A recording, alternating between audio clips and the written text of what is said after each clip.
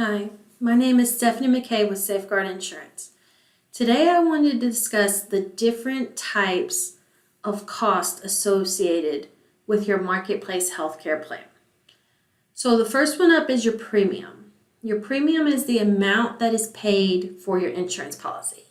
Now your premium can be affected by different things, and it can be as low as zero, and it can be obviously substantially higher than that, depending on several different factors. But your premium is generally a monthly amount that you pay each month to have your coverage. And then there's a copay or a copayment.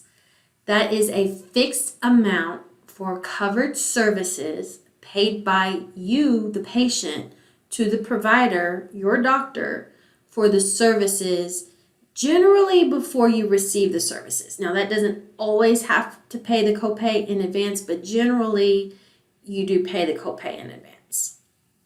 There is a co-insurance. This is where you pay a share of the payment with the insurance company. So for example, if it's an 80-20 co-insurance, you would pay 20% of the claim and your insurance company would pay 80% of the claim. Same way, if it's a 60-40 co-insurance, you would pay 40% of the claim and the insurance carrier would pay 60% of the claim. There is what's called Advanced Premium Tax Credit, or APTC. So this is a tax credit that you can use in advance to lower your monthly premium. If you don't want to lower your monthly premium, you want to pay full price, then when you file your tax return, which you must do, then you would receive your premium tax credit as a refund from the IRS. Generally, people choose to lower their monthly premiums because the full cost premiums can be quite substantial. There is a cost sharing reduction, or a CSR. That is a discount that lowers the amount you have to pay for deductibles, coinsurance, and copays. So a CSR only applies to silver plans and only for people who qualify within certain thresholds that are established by the government. So not everybody will qualify for a cost sharing reduction. Not everybody will qualify for an APTC either, that advanced premium tax credit. You have to fall within the threshold guidelines that are set by the government. But generally, the vast majority of people qualify for some level of APTC. There's also what's called your deductible.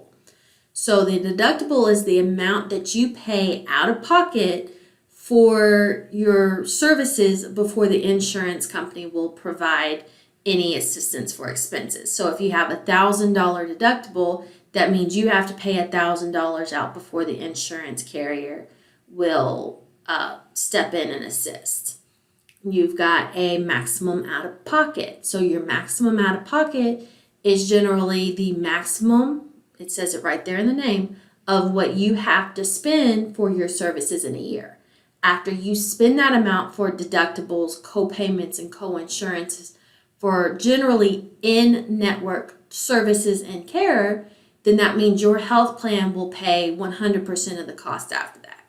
So let's just say, for example, your maximum out of pocket is $8,700. That's can be a very common one.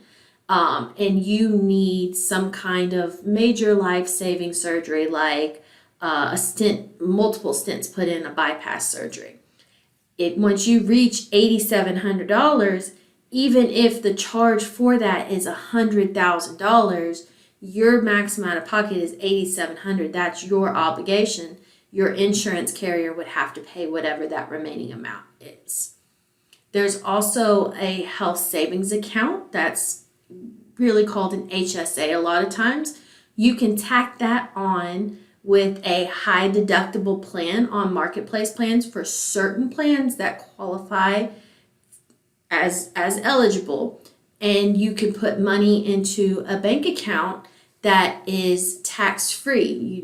It's tax advantaged, and a lot of people like to opt for that. You put the money in the bank account for whatever services that you're going to be utilizing, and then you use you use those funds for expenses.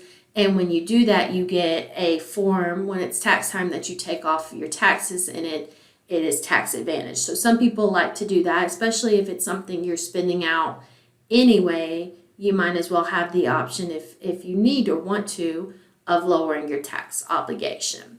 So that's some of the expenses that you could put out associated with a marketplace health insurance plan. A lot of those will stand true for off-exchange plans or direct with carrier plans too. A premium, a copay, co-insurance, deductible, maximum out of pocket. All of those would apply even if you go off-exchange straight to the carrier.